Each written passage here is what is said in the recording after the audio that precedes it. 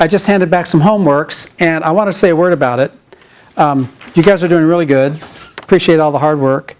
But there is one thing that I want you to pay particular attention to. I also passed out solutions. And one really important skill that you need to develop in this course is how to understand and describe the principles of operation of a digital circuit. So in the lab, you know, we do the lab and it's kind of rote. We just hook up the wires and do some observations. But as we do more and more labs, the circuits are going to get more and more complicated, and you're going to be asked to describe the principles of operation of the circuit. So this homework assignment had you construct some big, well, I think it had you construct a 16-bit multiplexer from two 8-bit multiplexers and some circuitry. And then it asks you to explain the operation of the circuit. What I would like for you to do is take a look at in the solutions that I just handed out, take a look at these descriptions of the principles of operation of the circuit. I wasn't very harsh on Grady. If you just wrote something, you know, I wasn't very, very critical of your descriptions of the operations of the circuit, and I might have written a few comments saying, you know, needs more explanation, or what do you mean by this? I didn't take off very many points, or any, really. But I want you to read these as examples of how to describe the principles of operation of a digital circuit. Question? Oh, sure. Oh, yeah. Okay, so anyway, and that's for the homework that's being handed back. And now what about the homework that's due for tonight? Do we have an assignment due today? Yes. I don't remember. I looked at the assignment before class, but it was too long ago for me to remember. You have to implement the 12 multiplexers. Right. You had to. It asked you for some implementation details in those boxes that were hidden. Yes. Oh, actually, that brings me to one more point. What is abstraction? Hiding detail. Hiding detail. And how do we hide detail in a digital circuit? How do we hide detail in a digital circuit? We do a what? A black box. We draw a black box. So some of you guys aren't drawing the black box with a certain number of inputs and a certain number of outputs with labels on what they mean. Are you with me? And furthermore, when we ask you to show the details and implement it, then usually what do we want you to do? Draw the box, you know, with the inputs and the output arrows, but then show all the connections inside. So usually when I ask you to implement a circuit, I don't want you to do an abbreviated diagram, because like drawing the box and having the right number of inputs and outputs is part of the exercise. Actually, to illustrate that, let's take a look at figure 10.56. This is a good example of what I'm mentioning. Just mentioned. Figure 10.56. Oh, look at how that laser pointer works. I just was given this gift. It's so nice. It goes on when I press the button. Anyway, so notice this computation unit is a what? It's a black box. Are you with me? And all those details are hidden. I think what I asked you to do for your homework tonight was to do the details of this black box, right? So you need to have your drawing for tonight's homework. You need to have this with these arrows coming in like this, just like this. But then show how they are connected on the inside. Show those details. So you need to have these zeros coming in over here, this NZVC coming in here, this result coming in here, and then these coming out here, like that, and then show how those are connected. Yeah, question? Well, in the book you said we could use ellipses. Ellipses. Yes. You know what ellipses are? Mm-hmm. Ellipses are ... So here in figure 10.57 is an example of how to use ellipses. Because in figure 10.57 we have the A unit, then we have the arithmetic unit, then we have logic unit 5, then if we were to show all of them, we would also have logic unit 6, logic unit 7, logic unit 8, 9, 10, 11, 12, and 13, and 14, but we don't want to show all those. It's like ... And we could do that with this one. And you can do that. Well, if I say use ellipses, you can use that technique for drawing, because otherwise it'd be really big. So you can do the first few and the last one and do ... dots in between. See how it's done here in figure 1057? You have ... dots where the wires go there, like that. Yeah, question? Yeah, so on the first one, we have to do the draw 12 to input multiplexers. Yeah, but you don't actually have to draw all 12 of them. You can draw the first couple and the last one and do ... We can just draw them like as multiplexers, though. Do we have to Oh, do yes. the and and or gates? Oh, no. I don't mean for you to do the and or gates of the individual multiplexers. No. Otherwise, I would have said using and or gates. Yeah, use multiplexers, yeah. Okay, these are good questions. Any more questions? Could we have used ellipses on building logic unit 7? You probably could have, but that one's only 8, right?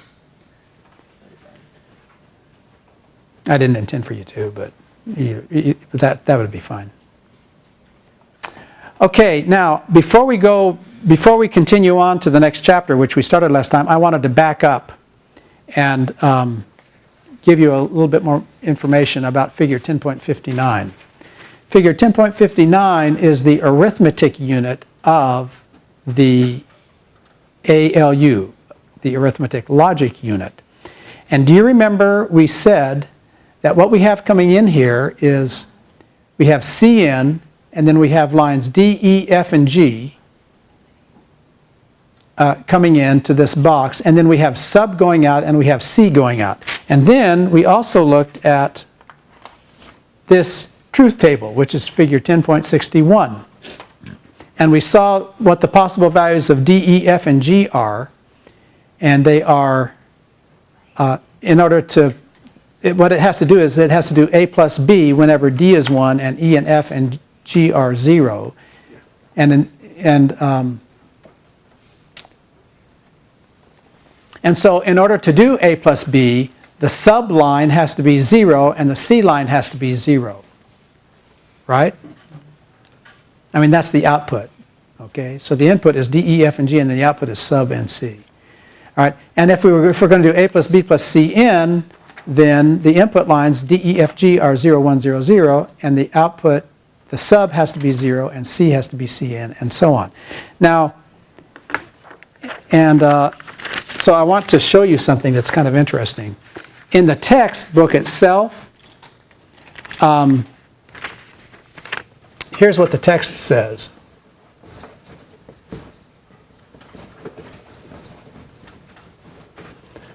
This is a figure 1061. The text says that you can implement this the following way. Sub equals F or G. Is this due today? Or is this not? No. Okay, I think there's going to be an assignment later on that has you actually show the gates. It's trivial because I'm giving you the algebra here. Okay, but anyway, the text says that sub is F or G. Now, do you see why sub is F or G? Because when is sub 1? It's when F is 1 or when G is 1. Are you with me on that? And furthermore, it also says this. It also says C is E and C in, or G and C in, or F.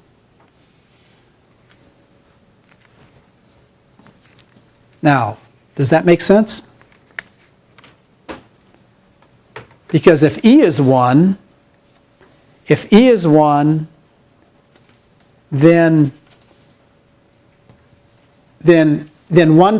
and Cn is Cn, and then these are zeros, right? Okay. On the other hand, if F is 1, then this whole thing is 1 regardless, right? And if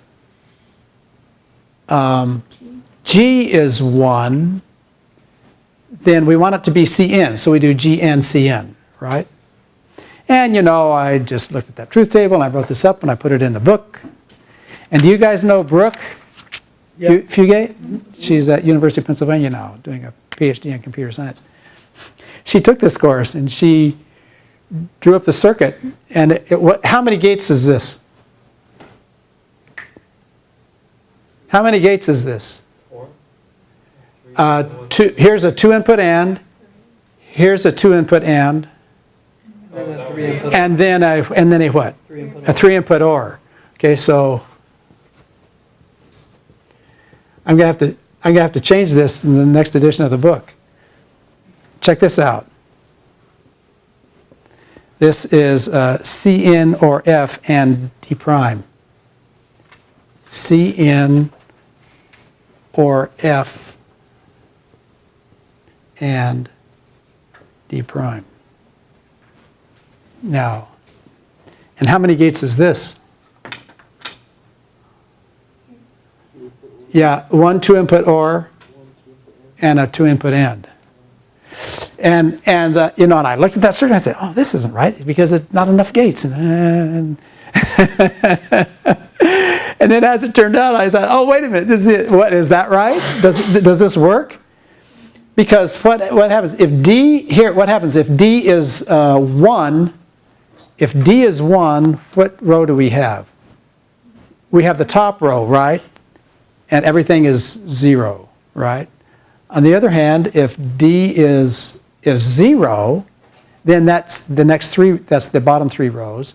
And you can see that if F is 1, then it's 1 regardless, right? Which is the 3rd row. And then if F isn't 1, it's Cn, but Cn is what we need for the 2nd row and the 2nd row and the 4th row. So anyway, that was really good. How much of a gate delay is a negation? Well, see, we are simplifying. What we would have to do is, the question is, how many gate delays is a negation? Because the thing of it is that you know that a NAND gate really is faster than an AND gate because electronically, because of the technology of the gate, the electronic technology of how they build a gate out of transistors. The way you make an AND gate is actually to make a NAND gate with fewer, and then do an inverter. So I don't know. It depends on the technology. So, but all of these minimizations problems that we're doing are all approximations, and we're just doing them with that simplification just to learn the concept. Okay. But if you really were a circuit designer, you really would have to know those details, right. And know how many gate delays. Yeah. Cool. It's the same thing as. It's really the same idea as whenever we do statement execution counts. Whenever we do performance evaluation of algorithms, and we do statement execution, really what are we counting? We're counting what kind of statements. When we do statement execution counts, when we're analyzing the performance of an algorithm, we're counting what kinds of statements. At what level of abstraction? At what level of... Yeah, high order, like in C++ or Java, right? But really what happens, to really do this right statement, each of those has to go to a bunch of assembly language statements, and each of those might take more, if it's a RISC machine, it's just 1 cycle, but if it's not, it's more than 1 cycle, blah, blah, blah. Anyway. Cool. So these are all, what we're learning here is fundamentals, but you should be able to go understand the fundamental principle, and then if you ever needed to refine it, you could. Are we good? Is everybody with me on that? So anyway, so the next edition of the book is going to have this one in it. All right, let's then continue our interesting discussion of not combinational circuits, but what are the other kind called? Sequential circuits. All right? And remember what we did last time.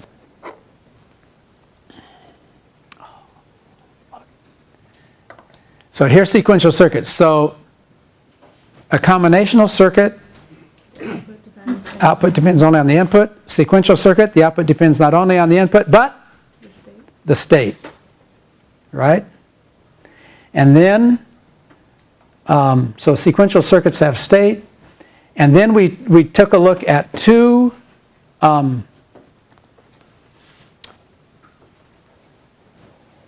circuits that had feedback, and the feedback is what produces the state. So we said it's not that we require any new kind of devices. We can use all of the old logic gates that we've already learned about and just hook them up as a different way to produce a circuit that does have state. And to remember the reasoning here in figure 11.1, this part A shows an unstable circuit. Why is it unstable? Because if we assume at point A is a 1, then one gate delay later, what happens at B? And then one gate delay later at C, and then one gate delay later at D. It's a 0. And then practically instantaneously, that conflicts with the fact that at A, because A and D are really the same point electrically, right? Because they're connected with a wire. It's actually the speed of light it takes it to go from D to A, but that's practically instantaneous compared to the gate delays. Are you with me on that? Because nothing is instantaneous. Okay, and so 3 gate delays later, this is going to flip from a 1 to a 0, and so on. But on the other hand, on part B we saw a stable circuit. So if we assume that A is 1, then B will be 0, and then one gate delay after that, C will be 1, but that 1 is consistent with the 1 at C is consistent with the 1 at A. So it will just, and what did we say would happen if you plugged it in? Could you predict for circuit B what state it would be in? No, because there's 2 stable states, but you couldn't predict what it would be in. So in order to make this useful, what we're going to do is, instead of having a feedback loop from an inverter or a sequence of inverters back onto itself, what we're going to use is a NOR gate. And what we're going to do is we're going to construct what's called the SR latch. And this is what you're going to be doing in the lab tomorrow, by the way. So the SR latch has two, like the one that we saw before, it has like the 2 inverters that we saw before in part B of the figure. The SR latch has 2 stable states. Okay? And I think I'm going to go ahead and draw this on the board because we're going to want to trace some signals. So here is the, this is on the next figure, on the next slide. This figure is on the next slide.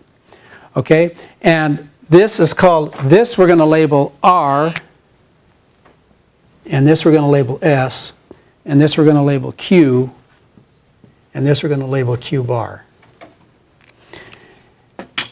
And let's take a look at what the information on this slide. The S, now it's SR latch has 2 stable states.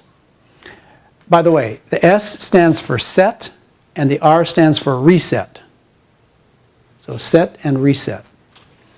So the SR latch has 2 stable states. When SR equals 0, 0, the output Q can be 0 or 1 depending on the state of the latch.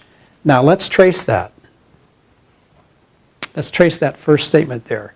It says when SR equals 0, 0, the output Q can be 0 or 1 depending on the state of the latch. So what that statement says, let's suppose that S is 0 and R is 0. Are you with me? And it's making the claim that Q can be 0 or 1. So here's Q, right? So it's claiming that Q could be 0 here. All right? Now, in order to see if this is stable, we have to do the same thing we did with that string of inverters. We have to see if it, when it feeds back on itself, if it's consistent. If it's consistent, then it's stable. But if it's inconsistent, then it would change, and then it might have to change again, and then it might have to change again and be unstable. Are you with me on this? Are we good? Okay. All right, so let's trace it. we're claiming that if this, okay, if S is 0 and if Q is 0, this connection is connected straight to what? To the input of this what? NOR. Okay, so if this is 0, that means this is 0 right here, right? And now what is 0 or 0? 0 or 0 is what? 0. But then when we invert it, that makes it what? 1. So this is going to be 1. Are you with me so far? But now this one is connected to what? That one. To this one up here. So now we're saying then that this is 1. Now, what is 0 or 1? 1. And if we invert that, that's what? 0. Aha! That's 0, but 0 is what we had before. So we could just keep doing this forever, and there's no inconsistency. Now, did everybody see how that worked? Here, by the way, this next figure 11.2 is what I just drew on the board. Okay? I don't get how that's possible, because you'd already have to have a 0 in the output, but you can't have the output until... Yeah, that's a good question. How can you have the output? You'd already have to have a 0 in the output. And you're right. So the answer is, actually, I'll tell you what. Let's go through one more sequence, and I'll answer that question in about 1 minute. Yeah. Does this have 2 or 1 gate delays? Oh, we're going to look at that in a minute. We're going to look at that in a minute. But, first thing I want to do is establish that when SR equals 0, 0, the output Q could be 0 or 1 depending on the state of the latch. Okay? So now you guys, I'm sorry to have to do this because you guys don't have for taking notes, but let's start all over.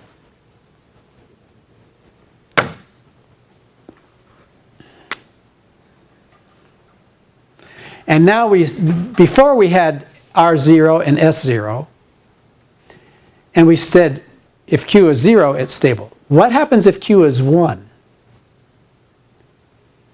Well, then it'd be the opposite. Well, let's look. This one here is connected to what? To 1 here. Now, what's 1 or 0? 1. Inverted is 0. So now this is going to be 0. Which means, but this is connected right to here. This 0 is connected, it feeds back, see? So this, but now what's 0 or 0? 0 or 0 is 0. Inverted is what? 1. And now it's consistent. And if we could do this forever, and it would be consistent. Now, does everybody see then that this is when SR equals 0, 0, the output Q can be 0, 1, depending on the state of the latch. There are 2 states that it can be in. And by the way, when it's in this state, what did we see? In this particular case, when Q is 1 in this stable state, what is Q bar? 0. And when Q is 0, what is this one? 1. So do you see why we call this Q and Q bar? Because in that state, in the stable state, Q and, this output is always the inverse of this one. Is everybody clear on how that worked? You see how that kind of like physically works. Okay, now here's what's interesting. Let's go back. Let's go back to our original one, where this was 0. So now this is 0, which means this is 0, which means this is what? 1, which means this is 1 inverted is 0, and everything is fine, right? Okay, now here's what we're going to do.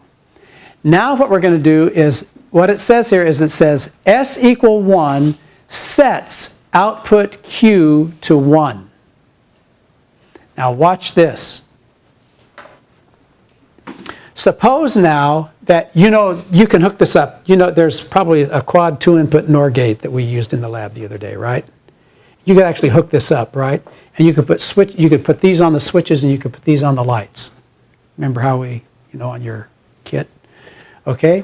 So now let's just imagine that here's what we're going to do. We're going to have S, what we're going to do is we're going to have S do 2 things. So look, here's S. We're going to have S go up, and then we're going to have it go down. So, and this is time. This is time, and this is switching it on, making it 1, and this is switching it off, making it 0. Are you with me? Now, and let's just consider what happens in this circuit. Watch this. So here we are. And now I'm going to answer the question about the gate delay. Now watch this. Boom. Let's say at this time right here, whoosh, we switch this to 1. Are you with me? Does everybody see? And now, this is 1. It doesn't matter what this is. If this is 1, 1 or anything is what? 1. 1. Inverted is what? 0. 0. So this is going to get switched to what? 0. And when? How long after this? 2 gate delays? 1 gate delay. I see what you're saying. It's going to come through here. That's going to be 1 gate delay. Right? Yeah. So 1 gate delay later, this was 1. Now what happens? 1 gate delay later, this is going to what? This is not 1 anymore. It's what? 0. It's 0. Now 0 or 0 is what? 0. 0. Inverted is what? 1. So now, boom. Now when does this happen? 2 gate delays later. Are you with me? Is everybody with me here? Mm-hmm. And now if this is 1, oh, but wait a minute. If this is 1 and we come back down to here, now what's going to happen here? It's going to change. Isn't that? It's going to remain the same. It's going to stay the same because 1 or anything is 1, inverted is 0, and this is 0, and so now we're fine. So it took 2 gate delays. It took 2 gate delays for what to happen? For us to do what to Q? Set it. Are you with me? Does everybody see how that worked? And furthermore, so we can stay up here as long as we want, and that is set, yeah? And furthermore, you guys, now, not so many gate delays, but however many seconds you're doing this switch on your lab, you know, okay? If you make S go back to 0, what's going to happen? Is it going to go back to its previous state, or is it going to stay at this state? Well, let's consider what would happen. Now S is 1. Are you with me? Now we're going to make it go back down at this point. When it goes back down, now it's no longer 1. What is it? 0. It's 0. But this is still what? 1. 1. So 0 or 1 is 1. Inverted is 0. 0, 0, 0. Inverted is 1. And it stayed. What about when S and R are both 1? Now, yeah, let's talk about that. Good observation. Now, do you see that by symmetry, the exact same thing would happen if you did R up and down? By symmetry, R would do what? It would reset Q to 0 and Q bar to 1. Is everybody clear on that? So now we have now covered the 3 possibilities. We have covered SR being 0, 0, SR being 0, 1, SR being 1, 0, but we haven't covered SR being 1, 1. Now so here's the thing, you guys.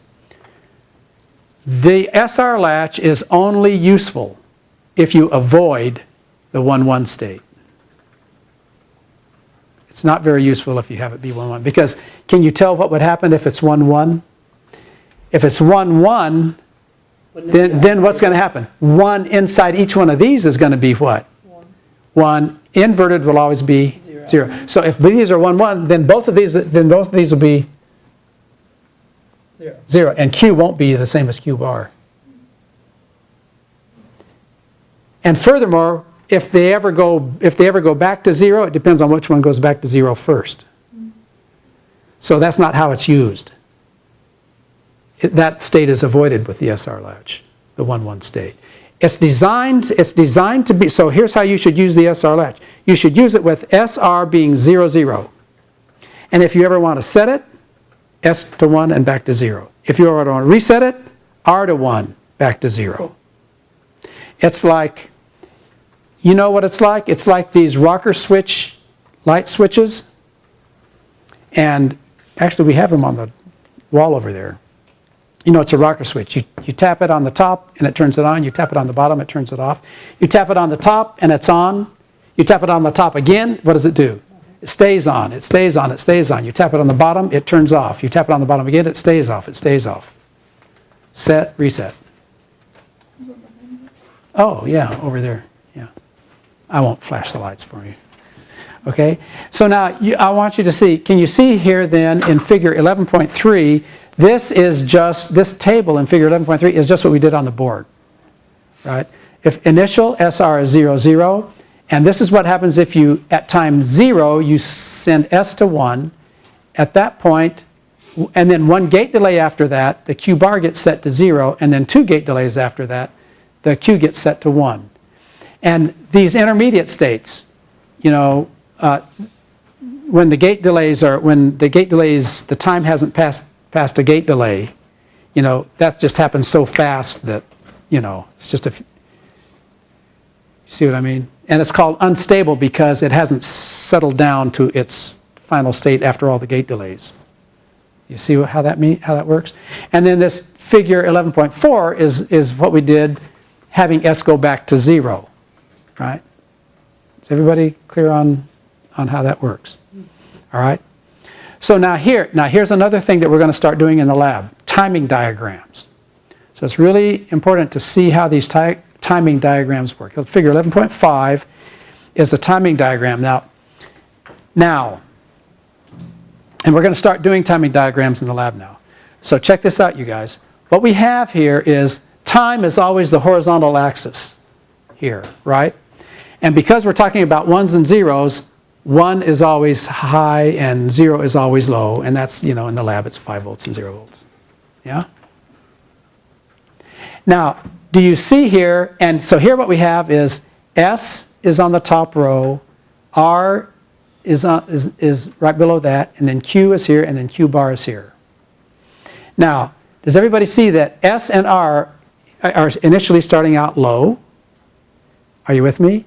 And then as soon as, oh, and by the way, and Q is starting out low, and Q, which means Q bar is starting out high. So do you see at time little a, when S goes up, oh, and by the way, it looks like it's going up immediately, but it's actually 2 gate delays, you know. So, but that's so short that we can't see it on the, are you with me? It's really kind of a slope. I mean, it's really kind of, you know, a little bit of a delay. But anyway, so when S goes high, that makes Q go high. And then when S goes low, just before the B, Q stays high. And then when B, and then when, so it's back to 0. S and R are both back to 0. Then at time B, when R goes high, that resets Q low and Q bar high, and so on. And then when R goes back to 0, it stays 0. And then if when S goes high, it sends Q high, and then if S goes low, it stays high. And then if S goes high again, it stays high, and if S goes low, it stays high. And then only when R goes high does Q go low again. Now, does everybody understand that figure? Or is everybody, yeah, question? For S and R, just the fact that it goes low like before the vertical line just shows that that's when being switched. Yes, S and R are the inputs. And notice that we never did have a configuration here where S and R were both what? High. Yes. Okay? So, and do you see that this figure shows this phenomenon with this SR latch? Are we good? All right. Now, you guys, did I ask this in this class? I think it was the computer systems class. What's the megahertz rating of your computer? Did I ask that in this class or the systems class? Systems. Okay, so now I'll ask you guys. What's the megahertz rating of your computer? 240 what? Gigahertz. So that's 240. Wait, no. Well, two, No, 2 point. Yeah, no. It's 2 point. No, 2.4 gigahertz. Yeah. Yeah, I thought you said megahertz. I can remember the megahertz days. But you can't. You young whippersnappers. So every computer has a clock. Okay? And the clock, it's called the system clock. And what happens is we want the transitions to occur at predictable times. And the system clock controls when the transitions take place, when the transitions of all the sequential circuits take place. Are you with me? Okay, so it controls the state transitions of all the sequential circuits, and it makes them happen at the same time. And what it is it's a sequence of regularly spaced pulses with period t. So if you look here at figure 11.6, this is a picture of the clock line. And we are always going to abbreviate the clock line by capital C lowercase k, which stands for the clock. Are you with me? All right? Now in the lab, you're actually going to clock your chips by moving a switch up and down. But in a computer, it's running at, billions of times per second. Yeah? Now check this out. And the time period t between the rising edge of one clock pulse and the rising edge of the next clock pulse, that's the period. And 1 over the period is the frequency. Are you with me? Because what's the period measured in? Seconds, whereas the frequency is what? That's seconds per what? This is seconds per what? Cycle. That's one cycle. Is everybody good with this? Capital T, the period is seconds per cycle, whereas the frequency is what? Cycles per second, so it's 1 over t. Yeah, so here, F equals 1 over t. So this one is cycles per second, and this one is seconds per cycle. And your megahertz rating is cycles per second. All right.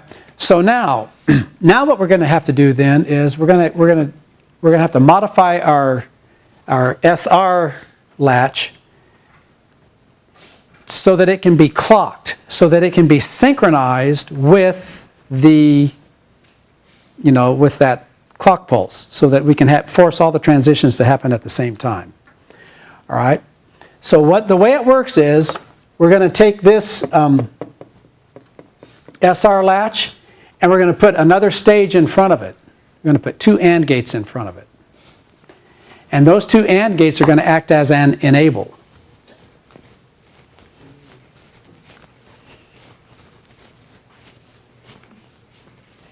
So check it out. Here's going to be the figure. So figure 11.7 shows the connection.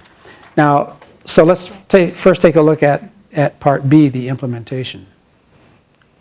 Do you see what we have for part B? We have the NOR gate on the top and the NOR gate on the bottom, and we have them cross-coupled the exact same way that we did before. But this time, instead of having R go directly into the NOR gate, R goes into a what? AND gate. And then S, instead of going directly into the NOR, goes into an AND gate. And then those AND gates are enabled by the clock pulse. Are you with me? So this is the implementation of what is called a flip-flop. The reason they call them flip-flops is because it flips one way and flops the other way. 1, 0. Okay. So this is the block diagram. The block diagram, we have S, R, Q, and Q bar. Now, there's something that's kind of interesting. Do you see something that's a little different about this block diagram compared to this implementation? I mean, just physically the way the lines are going in. Not fundamentally, but just physically the way the lines are going in. S is going in as kind of like next to the what? Q. But here, S is kind of like next to the Q bar. But S still always does what? Sets the Q. Sets Q to 1. Okay? Now, now do you see, let's go back here. Do you see from this implementation that suppose now I set S. Suppose I switch S high, but it's when the clock is still low. Does that change the latch? No. Do you see what I mean?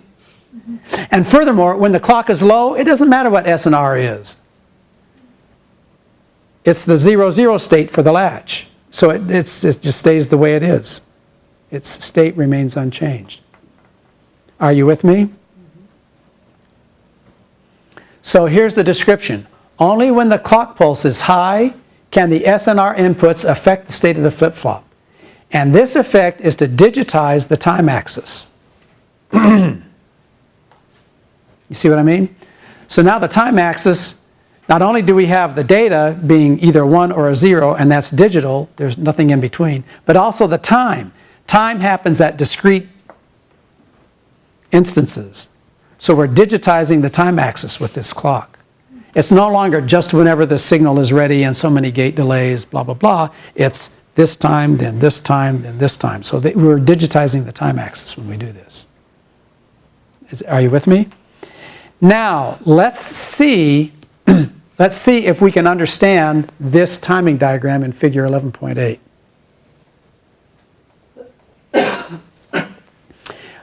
In figure 11.8, we did not bother to do Q bar. Why not?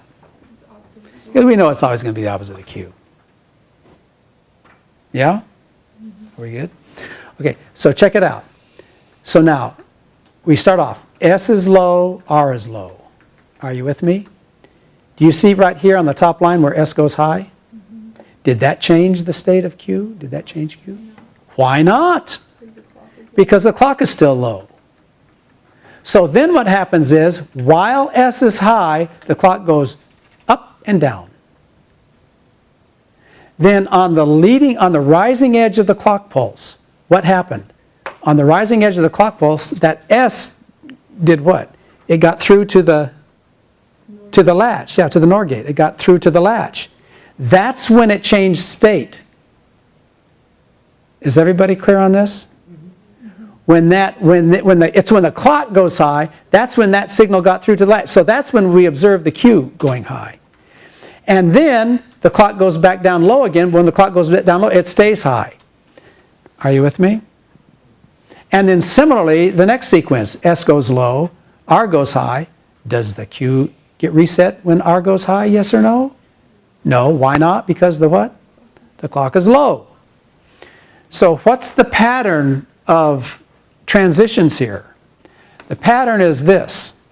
The way the circuit is designed to operate, what happens is you have a clock pulse that comes along and you get all of your signals all ready just the way you want them. And then the clock goes high and the clock goes low. And that changes the state. It changes the states of all the sequential circuits in the computer. And then the clock goes low, right? And then the clock goes low, and then as a result of those change in states, all those gate delays start propagating out from the outputs of the sequential circuits. Are you with me? And all of those changes and all those changes from the input, now all the inputs, all the S and the R inputs have all settled down and they're waiting for the next what? Clock to go high and to go low again. And then when the clock goes high and goes low again, then that's when the next state change occurs. Do you see how that works? And do you see how this timing diagram in figure 11.8 actually illustrates that? What it does is the S and the R, there can be some sloppiness when S goes low and when R goes high and when R goes low and S goes high. There can be some sloppiness there. But you got to make sure that at the time the clock goes high and then goes back low again, that's when everything is ready. That's when your inputs are all going to be sampled. Do you see what I mean? It's going to sample it at that rising edge of the clock pulse. And then when that goes low, then after the clock goes low, that's when you can change your inputs. Does everybody see how this, and you can analyze every transition this way. And now you guys, what's the difference between the Q here in figure 11.8 and the Q here in figure 11.5. Where are the transitions happening? A right away, B a long ways away, C a little bit after that, D a long ways after C, E a little bit after D. You see the spacing between the A, B, C, D, E? But look, what about the spacing between A, B, C, D, E on figure 11.8? All evenly spaced. Why? Because of the clock. See? All the changes happen at the rising edge of the clock pulse. All right, does everybody get that? That's just a super important concept in sequential logic, in sequential circuits.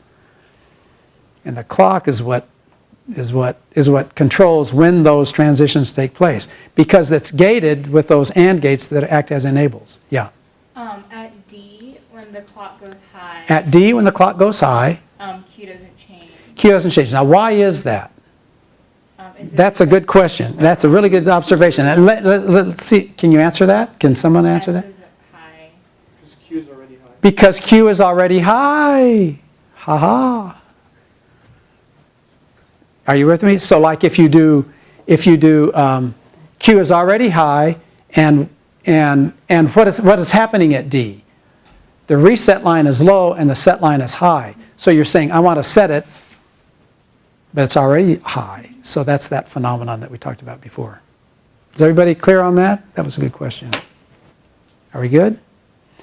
Now, unfortunately, because we upped the lab for tomorrow, we upped the time whenever the lab's going to be, whenever we're going to do the lab, we're going to use what are called master-slave flip-flops. And so you're just going to have, tomorrow the labs, you're going to be learning stuff in the lab, but it's going to be more rote than usual, because we would normally have a week to cover this material, but we'll do fine. Anyway, see you next time.